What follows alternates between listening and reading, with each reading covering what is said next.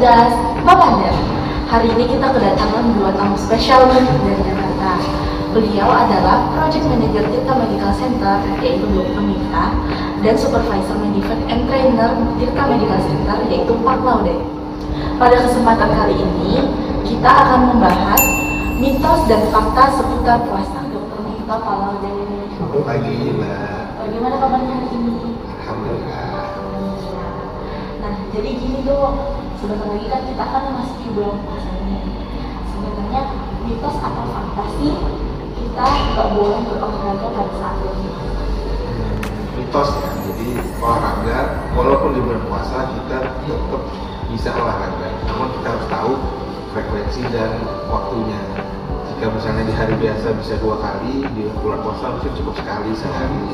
Atau kalau yang masih belum biasa olahraga, seminggu mungkin hanya 2-3 kali, ya dikurangi frekuensinya. Dan juga untuk waktunya jangan pagi atau siang, jadi menjelang buka puasa atau nanti setelah sholat tarawih malam. Baik, jadi itu mitos ya Dok ya? Sebenarnya kita tuh boleh aja berolahraga, tapi frekuensinya saja dikurangi. Selanjutnya ke Pak Laude nih. Mitos atau fakta sih sebenarnya kalau misalkan kita buka puasa itu harus dengan makanan yang manis?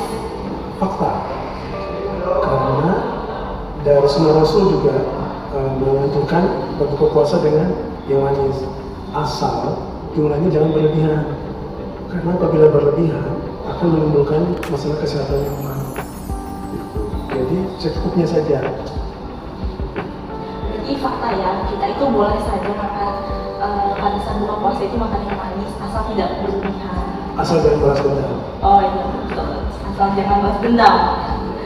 Balik lagi nih ke dokter kita, mitos atau fakta kalau misalkan orang dengan penyakit mah itu tidak boleh berpuasa?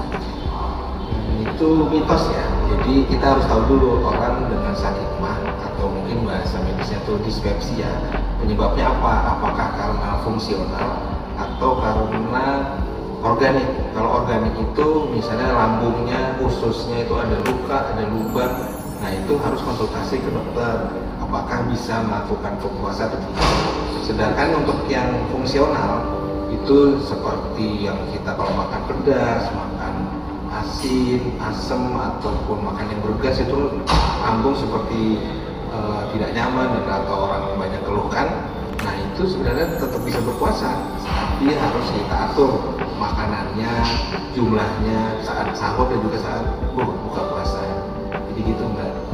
Jadi mitos ya. Iya. Jadi sebenarnya orang yang dengan riwayat penyakit mah juga bisa berpuasa asal pola makannya itu diatur. Ya. Oke, yang terakhir nih buat Pak Laude. Sebenarnya mitos atau fakta sih kalau misalkan pada saat sahur kita makan banyak itu supaya tidak lapar? Itu mitos.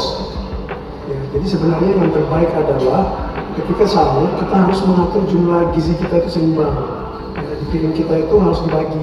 Jadi antara jumlah sumber karbohidrat, sumber protein, dan sumber mineral ya, dan sayur-sayuran dan vitamin gitu ya, dan air. Jadi jumlahnya tidak boleh berlebihan. Karena apabila berlebihan, asupan itu nanti akan membebani sistem pencernaan kita. Itu akan menimbulkan pertama ketidaknyamanan saat berpuasa. Ketika tidak nyaman berpuasa itu akan mengganggu aktivitas. Nah, jadi sebaiknya agar kualitas puasanya meningkat, nah itu kita harus cegah. Jadi makan sepenuhnya tapi bergizi. Berarti mitos ya, pada saat puasa kembali lagi nih ke pola makan kita, bagus atau tidak seperti itu ya. Nah, gimana nih sahabat rumah? Kita sudah mendengar sama-sama kan terkait fakta dan mitos seputar puasa. Terima kasih Dr. Mifta, Pak Laude telah mau memberikan kesempatannya untuk dalam sesi cerdas berpandang pada hari ini. Mungkin itu saja video cerdas berpandang pada hari ini. Semoga apa yang disampaikan bisa menambah wawasan kita. Terima kasih. Salam sehat. Salam sehat.